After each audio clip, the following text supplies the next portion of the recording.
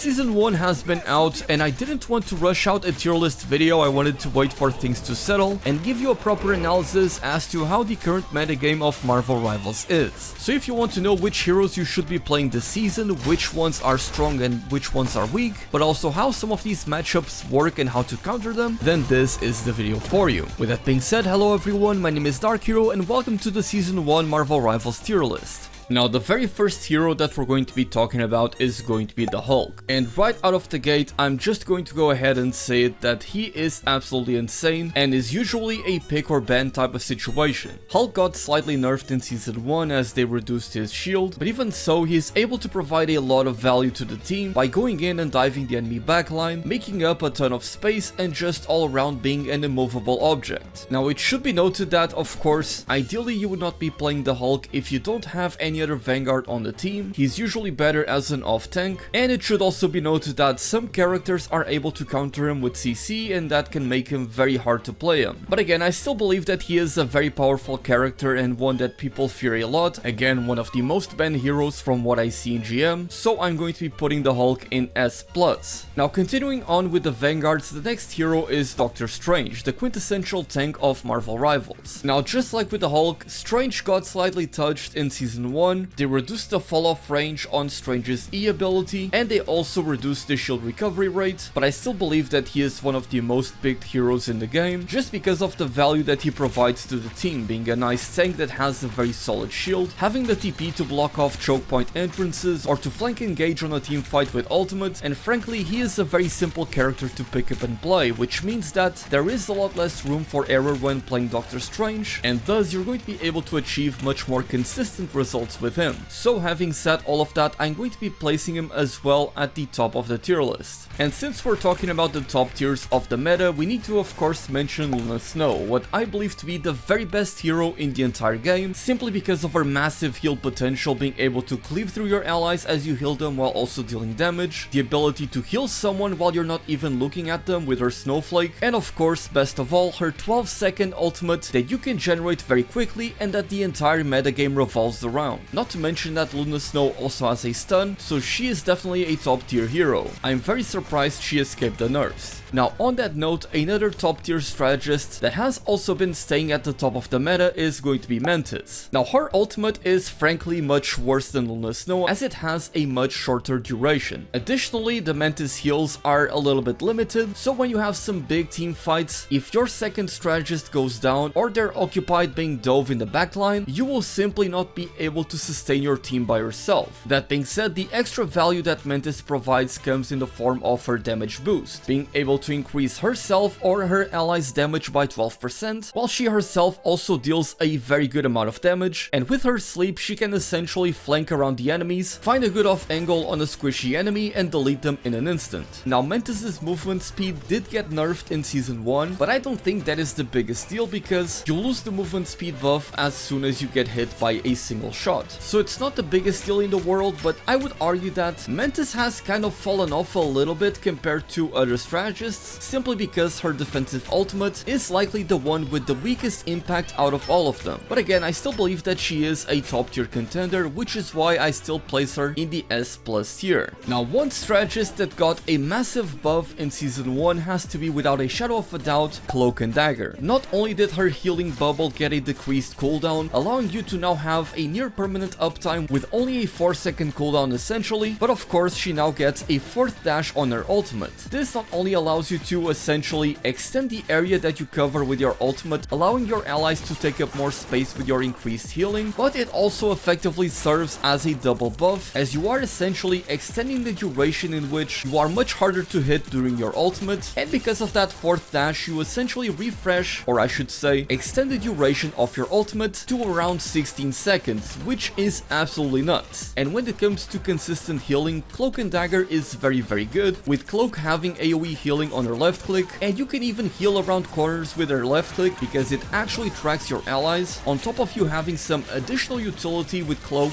being able to debuff enemies by making them blind and take additional damage. So if your backline is being dove by a hero and maybe they get a little bit too arrogant, they believe that they can live through it before they jump back into their own team, but if you hit them with the vulnerability debuff, you are likely going to be able to take down that hero. Not to mention that with Cloak's right click, you're able to reposition and avoid incoming damage, dodge an Iron Man or a Magneto ultimate. There's just a lot that this hero can do, and with the buffs, I am very certain that I'm going to be ranking Cloak and Dagger at the very top of the tier list, just below Luna Snow. Now the next hero is going to be Loki, and honestly Loki, the more that I see people using him, the more I notice how powerful he actually is. He doesn't actually deal a lot of damage, and his basic healing isn't all that amazing. That being said, he can actually put some pressure with his clones, go to some harder to reach spots and make himself very safe. Additionally, his Lantern has to be one of the best abilities in the entire game, as the healing output that you get from this one ability is pretty insane. And of course, the best thing about Loki is that his ultimate can be any ultimate. So if the enemies are all grouped up in a choke point and you need to deal with them, you can turn into Iron Man and delete them. You can turn into Strange for a big AoE stun, or more likely than not, you're just going to be turning into Luna Snow or Cloak and Dagger to use their ultimates, because that is how impactful they are. The entire metagame currently revolves around the defensive ultimates economy, so if you are able to add one more defensive ultimate into the fray, you're going to get a lot of value for your team. And I think that this is especially effective in the higher elos where Luna Snow is often going to be banned, which means that for defensive ultimates, you don't quite have one that is on the same level as Luna Snow and Cloak and Dagger. But by picking Loki, you can essentially have two Cloak and Dagger ultimates for when Luna Snow is banned. And again, a good Loki is a very slippery hero. Very rarely do you see a good Loki dying a lot, especially in the higher elos. So yeah, he definitely gets a lot of value, and in my opinion, I'm going to be ranking Loki as an S tier hero. Now the next hero on the list is going to be Rocket Raccoon, and Rocket was actually buffed in season 1. They increased his right click healing, and they also reduced his cooldown of his team up ability with the Punisher and Winter Soldier. Now I think the best thing about Rocket is definitely the revive ability, especially on first point payload maps when you're defending. Having a Rocket on the team can be crucial for winning that first point, because the enemies have a lot of time to attack you and they will eventually get a pick. But of course, if you have a Rocket on the team, they will be able to revive and not have to go through the 30 or more seconds that it takes to go from spawn all the way back to the fight. However, ultimately I don't think that Rocket is all that good, because his healing output even with the buffs isn't anything amazing, and his ultimate is frankly a bad ultimate compared to everything else that we have in the game. Again, not having a defensive ultimate is a very big deal, and his left click, well, let's be honest, just don't use it. If you're shooting at someone to deal damage with Rocket, you are essentially griefing your team. So yeah, the best thing about Rocket is the revive and him being a slippery character that can dodge a lot of shots from a lot of heroes, but he is also one of the squishiest heroes in the game, having 250 HP. So yeah, I honestly don't see much of a point to playing Rocket. You can still find a lot of success with him. I have been carried by some very good Rockets in the past, and his team up with the Punisher is also very good, but I just don't think that it's quite enough. So until the other strategists are nerfed, I'm going to be ranking Rocket as a B tier hero. Next on the list, we have Jeff the Landshark, and boy do I have a lot to say about him. Apparently he's the most popular hero in the game, but let me tell you straight up, if you are choosing to play him in ranked, you're going to be putting your team at a disadvantage. Now Jeff's primary fire does have a lot of healing potential. He is the heal bot in Marvel Rivals. Between the primary fire and his bubbles, you can provide a ton of healing to your team. However, that is pretty much where it ends. He doesn't do a lot of damage if he doesn't have the Luna Snow team up, and given how often she is banned, you're not going to be getting that a lot of times. And yes, he is a slippery hero, but again, you have the option to play Rocket Raccoon if that is what you really want. So the only real value that you'll be getting with Jeff, unlike the other heroes, is his ultimate. And by now, just about everyone knows how to deal with Jeff's ultimate. You're very rarely going to find people getting caught up in it, and even if they do, they will be deleting Jeff right after they eat them. And another thing to keep in mind is that if you only catch 1 or 2 enemies with your ultimate, and let's say that you are even successful, you throw them off the map without even needing to jump off the map yourself, well, what happens is that the rest of your team is without a strategist for however long it takes you to get those people off. So the rest of your team is likely going to be wiped out in those moments. And the hitbox on his ultimate was even nerfed in this update to where if you're a flying hero, you're actually going to be able to dodge his ultimate. So again, I just don't see Jeff being a viable pick in a serious competitive match, so I will be putting him in the C tier.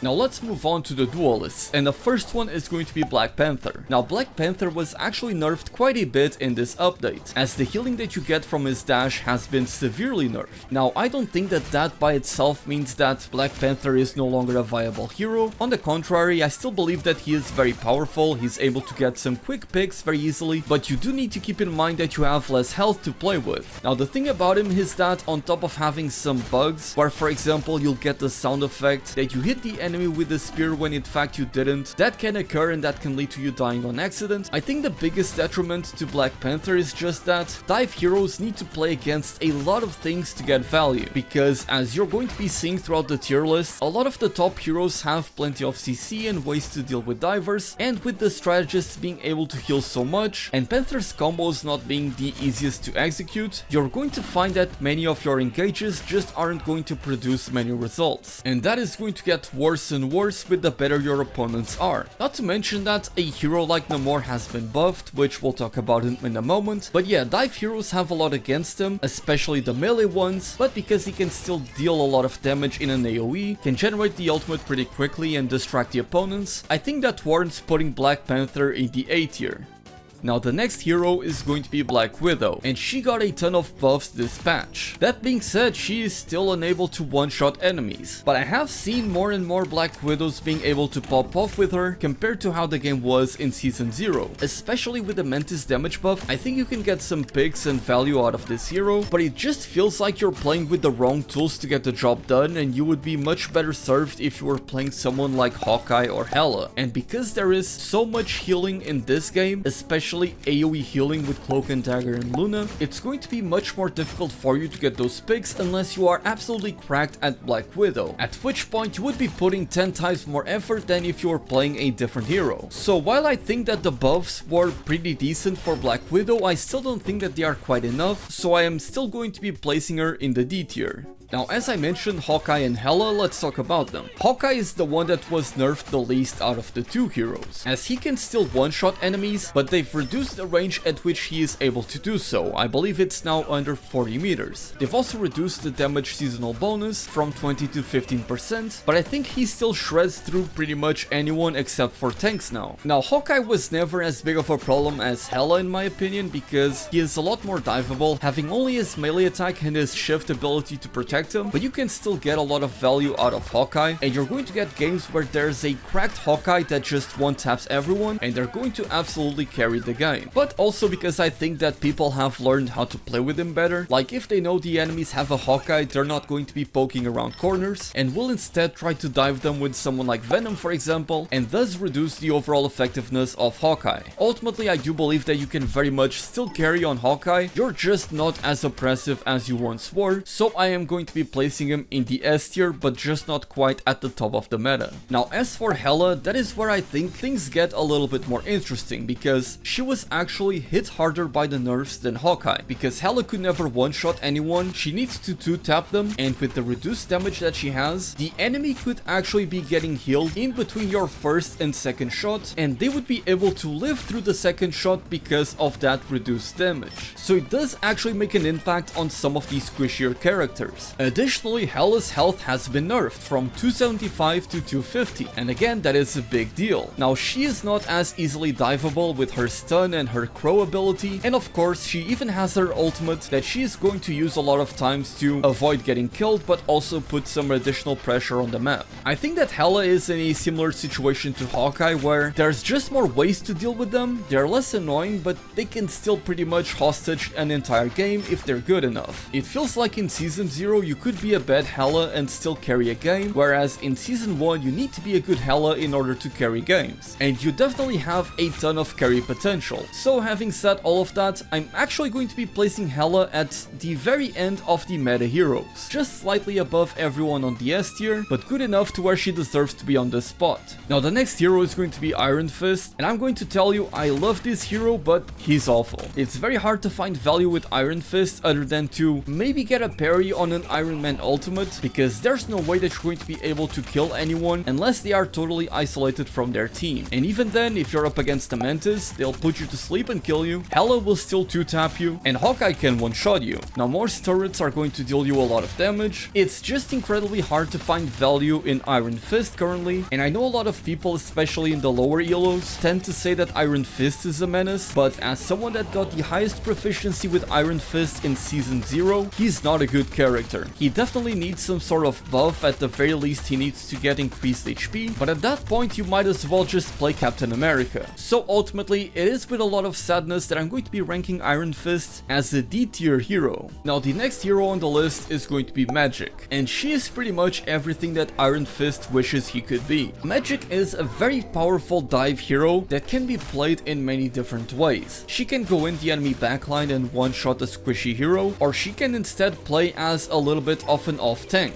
absorb some damage from the enemy team using her shift ability to avoid damage, or even spawning her demon in the choke point to deal damage as enemies try to pass through it, while also absorbing incoming damage. And her ultimate, while being very clunky, having a very big activation and deactivation animation that can often lead to you getting killed, is a tool that if you use at a good point can allow you to take up a lot of space in a team fight because of how much health you're able to get if you're hitting a lot of enemies at once. That being said, I find that Magik still has some difficulty in getting picks, but it should be noted that she is definitely a good hero, especially when you get big team fights with a lot of healing from both teams, because as she hits the enemies and cleaves through them with her big sword, she's going to generate additional health. So she's in this weird spot where she is a lot more viable when there is a ton of healing coming from both teams, especially if there is triple support, but at the same time she's not going to be able to kill anyone in those scenarios. But having said that, I'm going to be putting Magik at the very top of the B tier, just not quite enough to make it onto the A tier, but you can definitely carry some games on Magik. Now the next hero on the list is Iron Man, and man, what a hero this guy is. Now of course, the biggest thing about Iron Man is the team up with Hulk, as his damage output is going to skyrocket when you have this available. His Dean can deal a ton of damage, having around 250 damage per second, which is absolutely absurd, and he can also poke the enemy team from a distance with his left click, not to mention that he is very mobile thanks to his shift ability, though you need to be careful and play around cover so as to avoid being essentially a flying duck and getting easily shot out of the sky. And of course, Iron Man's ultimate is one of the few key things that you have in the game, being able to go through Luna Snow and Cloak and Dagger's ultimate. And again, given that the entire metagame of Marvel Rivals revolves around these two ultimates, having a hero with a lot of damage that can one-shot enemies through that ultimate is a lot more value that you're going to be able to provide to your team. But because Iron Man is dependent on having the Hulk to get a lot more damage output, I'm not quite going to be ranking him in the S+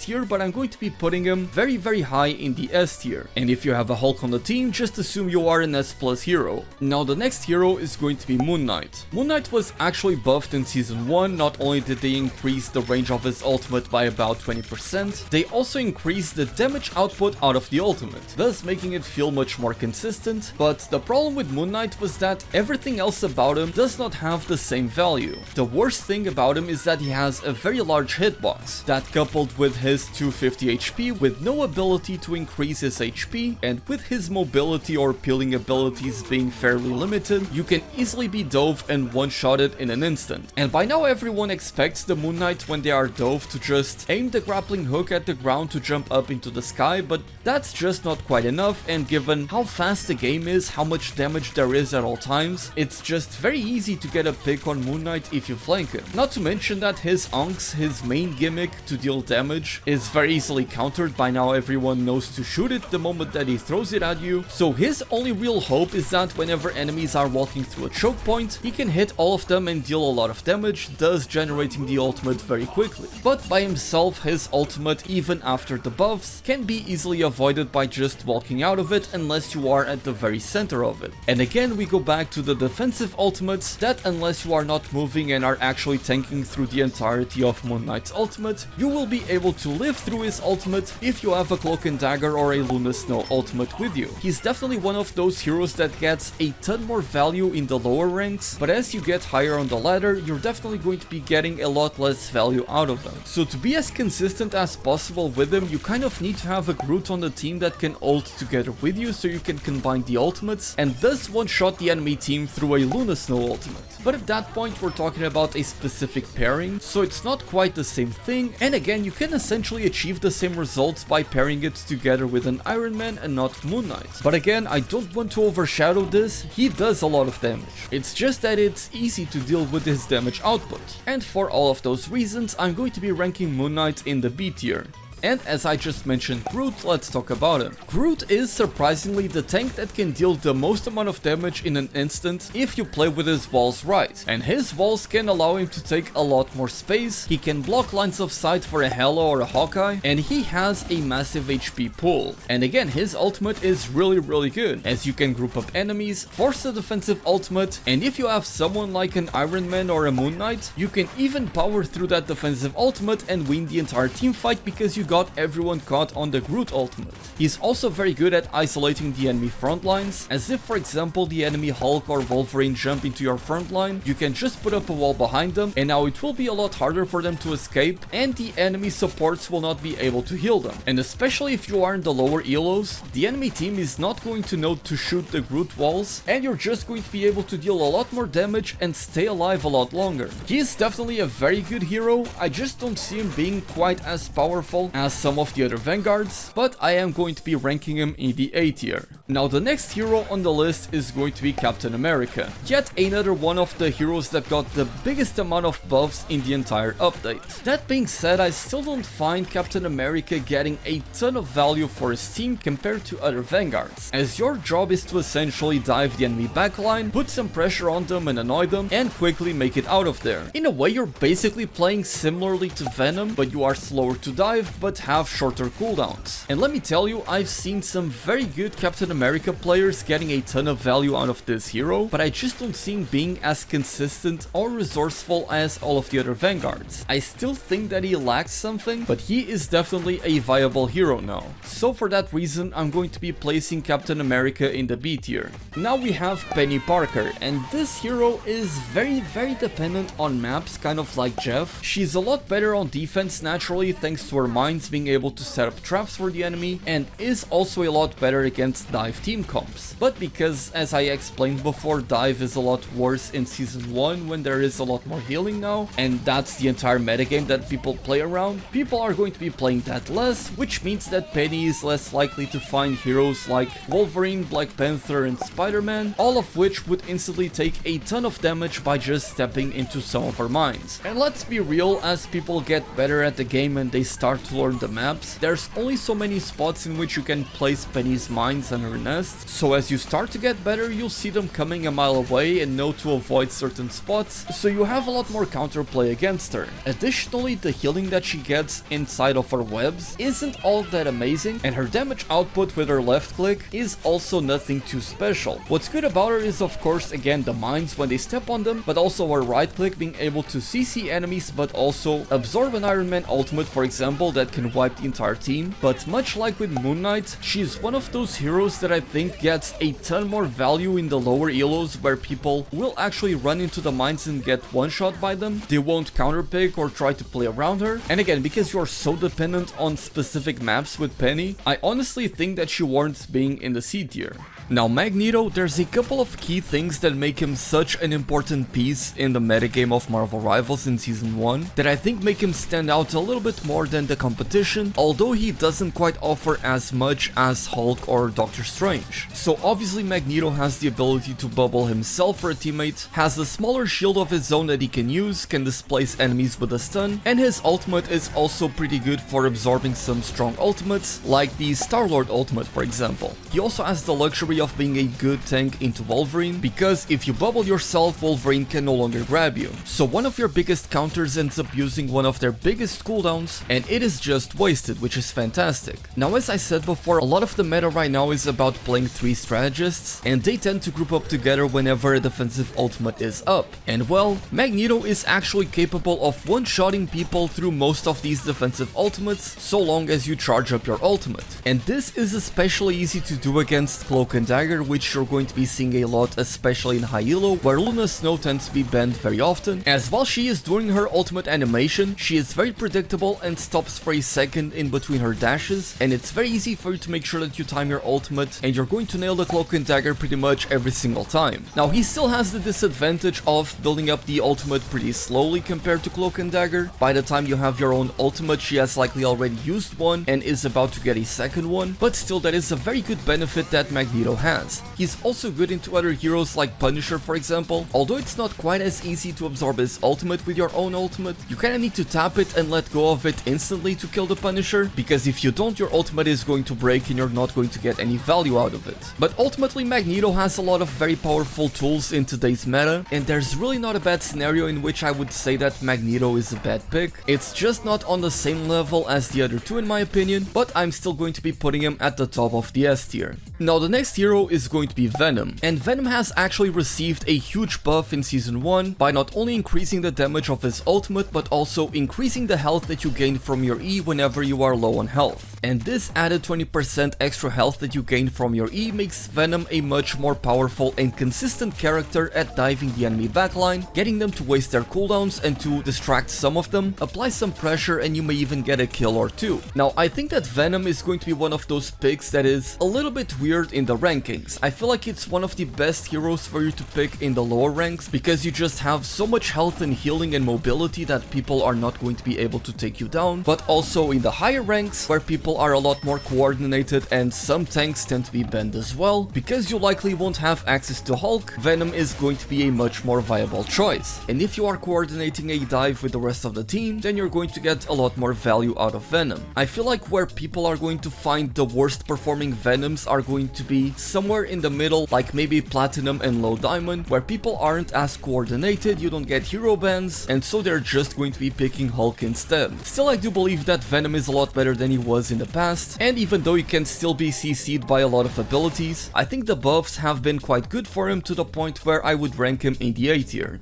And the final vanguard of the list is going to be Thor. Now Thor is the hero that I see people playing wrong all of the time, because while yes, you do deal a lot of range damage with your stance, what you want to primarily do with Thor is to essentially kind of play like Wolverine. You kind of want to flank the enemy team and try to push the enemy vanguard away from their team, because if you just spam your shift ability, the dash that he does with the hammer, and you left click the enemy right after, you're going to get one hammer back, which means that you're going to be able to spam this ability non-stop. And given that Thor gains additional health each time that he uses an ability, you can actually apply a lot of pressure this way, especially given that in a lot of games right now you tend to only see a single tank in a team. Being able to reposition the enemy tank very easily with Thor is a very big advantage. Additionally, his ultimate has been buffed where now you cannot be CC'd while you are charging it, which was one of the biggest weaknesses that Thor had, and of course you still have a great team up ability with Hela, and you have a powerful team up synergy with Storm. You basically have another reason for why you should play Thor. Still, I don't think that he is quite as amazing as some people make him out to be, and I feel like Thor kind of needs to have some of those team up abilities to actually be a powerful character, because otherwise I think I would prefer to have a different Vanguard, except for maybe Captain America or Penny. So for those reasons, I'm going to be ranking Thor at the top of the B tier.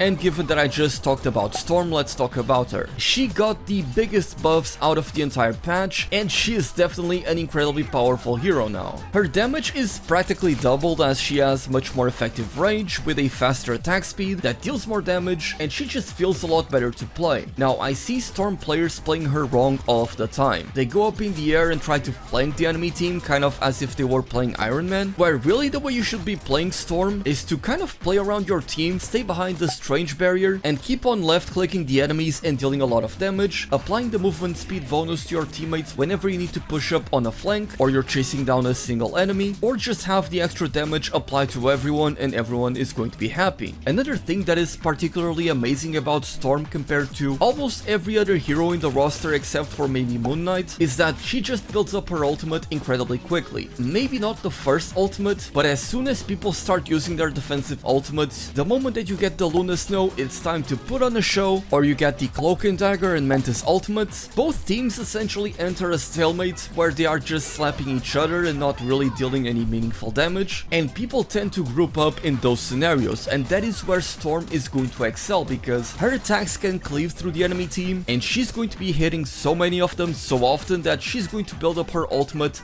like that. And of course, her ultimate being this big AoE ability that deals a lot of damage and can almost cover the entire point, she's going to be able to force out the enemy defensive ultimates, which again is one of the most important things in this game. So yeah, it goes without saying that Storm goes up into the S+ ranking, and I would even put her above Doctor Strange. Now the next hero on the list is going to be Namor, or Namor. This guy also got giga buffed in Season 1, and it really wasn't necessary, as the freezing turret that you can spawn with Luna Snow has been buffed to deal a lot more damage. And Namor is already a very powerful hero, being able to deal a lot of damage from distance. He pretty much nullifies dive, as the enemies are going to be taking a ton of damage from his turrets. He's also quite good into Iron Man or bad Storm players where they stay up in the air for a long time, because while yes, they have the ability to shoot down the turrets, they're automatically going to be targeted and they're going to take some HP while doing so, which means your allies will need 1 or 2 less shots to take them down, and thus will make the fight a lot easier. He also has the ability to become invulnerable to damage for a little bit, and the best thing about that ability is that he can also use it to reposition, and that he is able to be healed while he is in that ability. And other heroes like Hela, for example, cannot be healed while they are in their invulnerable state. That is not the case with Namor, which means that, especially in a triple support meta, it's going to be even easier for him to stay alive. Now his ultimate is nothing too amazing, it doesn't deal a lot of damage unless you nail the center portion of the ultimate, but in a way it's actually better because of the way that the meta is. Because again, people are playing a lot of triple support, and when they use these defensive ultimates they tend to group up, and that's where your ultimate comes in. Now Namor's ultimate is likely not going to kill anyone, even if it lands in the middle with some of these defensive ultimates, but it's going to knock all of them down, which means that your allies can then follow it up with another ultimate or some powerful abilities, and might be able to get a pick here and there because the enemies are going to be stunned. So yeah, Namor is just insanely strong right now, maybe not quite enough to make it onto the S+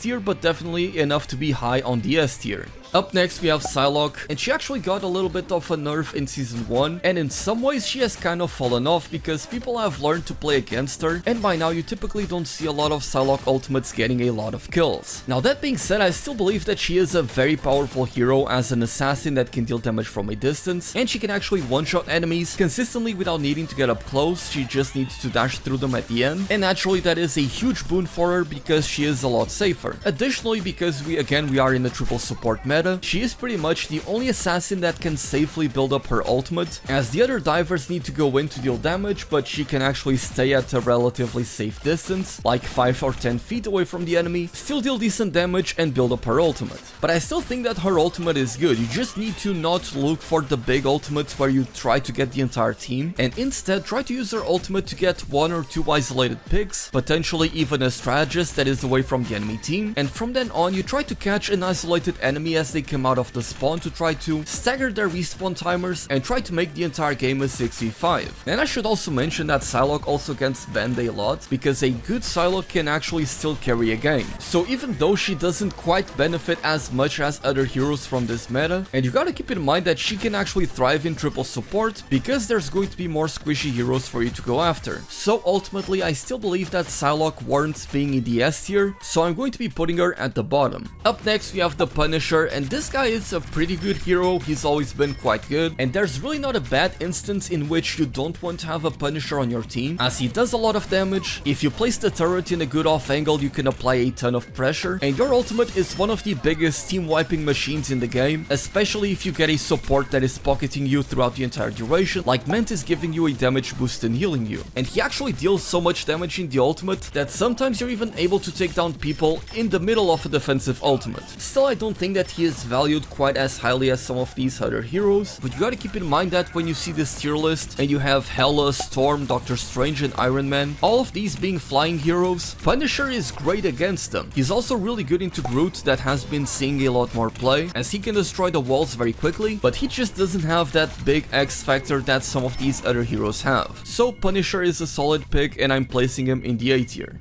Now up next we have Scarlet Witch. She got a good amount of buffs in this season to where she actually now deals a decent amount of damage against squishy heroes. She's no longer the joke to where cloak left click just deals more damage than Scarlet Witch. That being said, I would honestly not recommend you to play this hero. She still does not have great tools to deal with the enemy team, and even though I did get carried by a GM Scarlet Witch recently, I still don't believe that she offers anything meaningful compared to all of the other heroes. The ultimate is just god awful, it's very hard to pull off, it's very telegraphed, people can easily get out of it, or they can just shoot her down. So yeah, I don't know what the developers are going to do about her, but I still would not recommend you to play Scarlet Witch, and she's going to be at the very bottom of the tier list. Up next we have Spidey, and Spider-Man did not really receive any changes, but I think that he is actually a little bit better now, because people are playing Venom more often, and naturally the team up with Venom makes Spider-Man a little bit safer and he can deal some extra damage in his combos. Now I don't think that Spider-Man is very consistent, and you definitely need a ton of practice to be good with him, and if you are someone that is looking at a tier list for recommendations on a new hero to learn, then you should definitely not try to learn Spider-Man right now. And Spider-Man is one of those heroes where if you are a big one trick, you can actually do well on him, but you need so much effort to actually make it work, compared to all of these other heroes like Hela for example, or Storm or Namor for that matter, where you just left click a couple of times and you're going to kill people. So I cannot recommend you to play Spider-Man, but you can absolutely carry games with him, but because he is so difficult to actually play well, I'm still going to be putting him in the C tier.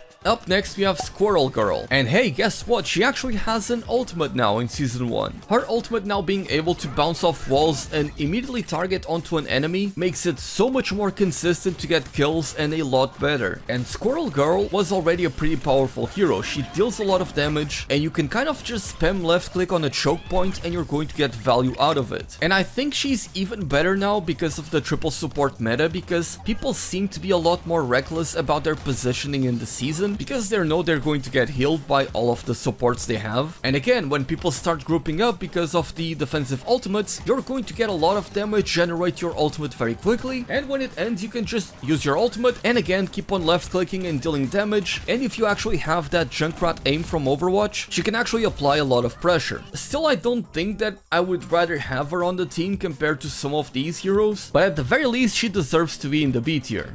And then we got Star-Lord. Now I'm actually surprised that he didn't get touched at all in Season 1. I kind of expected him to be nerfed, because he just deals a lot of damage, and with his mobility and the iframes that you get on your dodge that also reloads your guns, you can apply a ton of pressure with this hero. Not to mention the ultimate, I swear every time you get a Star-Lord main that pops their ultimate, it pretty much always results in either a team wipe or nobody gets killed because the enemy Luna Snow has their ultimate. Now he does actually get countered by Invisible Woman with her ultimate, she can kind of block him off. We'll talk about her in a moment, I wanted to save the new heroes for last. It can be a little bit trickier for him to find picks with all of the supports running around, but at the same time they're kind of easy prey for him to get kills, because he's very hard to hit with CC a lot of the times, especially if they're good Star-Lords that can actually use the mobility to its fullest extent, but he doesn't quite dominate lobbies as much as he used to in Season 0 in my opinion, and also because Adam Warlock is being less played, he also loses access to that revive passive, which can be very valuable for him, as it allowed Star-Lord to go in on the enemy team with the ultimate, and if he happened to die you wouldn't really lose anything. So I'm going to be putting him at the very top of the A tier.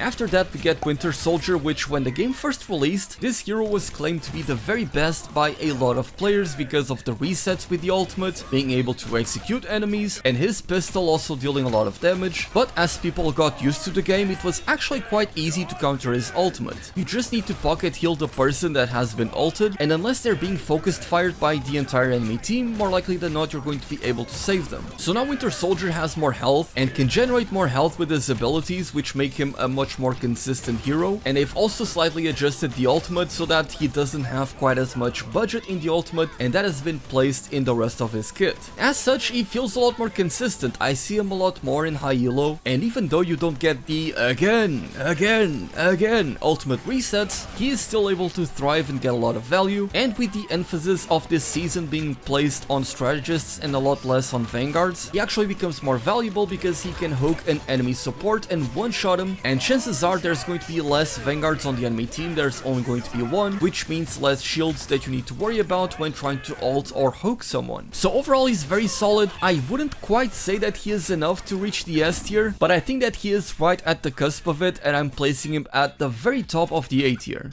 Now we have Wolverine. Now I thought that Wolverine was actually going to be the most broken hero in the entire game whenever I saw the patch notes. He was already an incredibly powerful hero last season, people just didn't know how to play him. But now that they gave him 50 more health, he is insane. But there's a caveat, and that is that Wolverine pretty much cannot do anything if there is an invisible woman in the game. Because her shift ability, the vortex grenade that she throws, that has like a 6-second cooldown, that thing will stun you out of Wolverine's shift, the ability that grabs the enemy. So if you see Wolverine coming in to grab one of your tanks, if you are invisible woman, you just use that shift, and Wolverine cannot get out of there, he cannot do anything with the tank, and he just ends up losing a ton of value. That being said, if no one is playing invisible woman, and if the enemy team has multiple tanks, then Wolverine is free to go in and destroy those tanks. But again, chances are that you're going to be seeing less tanks this season, and thus Wolverine isn't going to get as much value. He is very much dependent on the enemy having high HP, and that is certainly not the case when people are playing 2 duelists and 3 strategists. So ultimately, even though I do believe that Wolverine is currently in a really powerful state and he is likely going to be nerfed, you have a lot less instances in which you are free to pick him and get a free win, and for that reason I'm going to be putting him in the S tier and not at the S+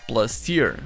And now we have the final 2 heroes, Mr. Fantastic and Invisible Woman. Actually, let's do Invisible Woman first since I just talked about her. She is absolutely insane. Now, she doesn't have a lot of damage like Mantis or Luna Snow, but as a strategist she is able to do a lot of healing, and her left click being able to pass through your allies and also deal damage to the enemies is very good. Again, her shift ability is where I think that she actually shines, together with her E ability, which is the pull or push ability. She gets a lot of value out of these 2 CC abilities, because if one of your teammates is being dove, you can easily deal with the enemy. You can throw out the grenade on the floor, and then you can push the enemy as they're trying to get away off the grenade, and they're going to take so much damage from you. And because they're going to be out of position, likely they have used their mobility cooldown, you're going to be easily able to take them out. And her ultimate is also a very powerful tool, as it slows the entire enemy team that are inside the circle, and of course you block the vision of the enemies that are outside of it, so you can use this ability for multiple different things. You can block off enemy ultimates, protect yourself and your backline, but also ensure that your frontline is able to stay alive, because your ultimate also gives you a lot of healing. Now, the worst part about Invisible Woman is, ironically, the invisible part. That is the only way that she has to be able to heal herself, whereas all of the other supports are able to actually heal themselves by healing other allies, or in the case of Cloak, she can actually just put the healing bubble down and she's totally fine. That is not the case for Invisible Woman. You only heal when you are invisible, and the problem with that is, for example, you can get dove by a Black Panther, and naturally what you do is you throw your cooldowns and you back off and become invisible. However, as you're trying to heal back up, you cannot heal your allies while you're being healed, and that is a very big problem, because for 2 to 5 seconds your allies are essentially without a second healer. So positioning is a lot more key with Invisible Woman, because you are essentially the most frail support in the game, and also your invisibility is a little bit finicky. Sometimes you lose it out of nowhere, so it's not entirely too reliable. But because again we're in a triple support meta, it's not that big of a deal if you don't heal your teammates for a second or 2, because your other 2 supports will be able to do so. So she actually benefits quite a ton from this meta. I just feel like she is harder to play than all of the top tier supports, but her value cannot be understated, and so she again goes into the S+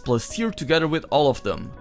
And finally, Mr. Fantastic. I have quite a few things to say about him. Now, I feel like Mr. Fantastic just isn't a good hero. Hear me out, I know this is going to get a lot of people upset, but he doesn't do a lot of damage as his attack speed is very slow. His range is pretty nice, but when he becomes big, he loses that range, so that's annoying. The extra health that he gets is nice, but it's not quite enough to make him an actual tank, and you would much rather have a Captain America or any other Vanguard in the game compared to having Mr. Fantastic. Fantastic on your team. His E ability, his dash, is actually a good ability, and if you want to be a good Mr. Fantastic, you will actually use it on your teammates to give them a shield. And the way you play him is to essentially just protect your supports, but that's not quite enough. His ultimate is also honestly pretty garbage. It really doesn't do much damage. It should deal a lot more damage, especially if you're getting all of the ultimate bounces. And so the way that people are using the Mr. Fantastic ultimate is just as a way to disengage, which is pretty pathetic, honestly. Now, I have the feeling that Mr. Fantastic is going to be actually a great hero in the lower ranks, because that is where people tend to not be great at aiming, that is where people tend to not be so good at dealing damage, people waste their cooldowns, and so having a hero that can deal an okay amount of damage and has a ton of health for a duelist might actually be quite good for you to get a couple of picks here and there. We might also be in a similar situation with Wolverine when the game first released, where people didn't really know how to play him, and so they put him at the bottom of the tier list when he was actually one of the better heroes. So I'm going to conservatively be putting Mr. Fantastic at the bottom of the C tier, but honestly more likely than not he belongs in the D tier. Let me know if you disagree with any of the tier list placements. I'm aware that the tier list is very much top heavy, but I think that's a proper statement as to how many heroes you're actually able to play with and have great results with. With that being said, subscribe for more Marvel Rivals content, as I'm going to be doing some high elo analysis on top tier heroes that people are using wrong so that you can get more value out of them. With that being said, my name is Dark Hero and thank you all so much for watching.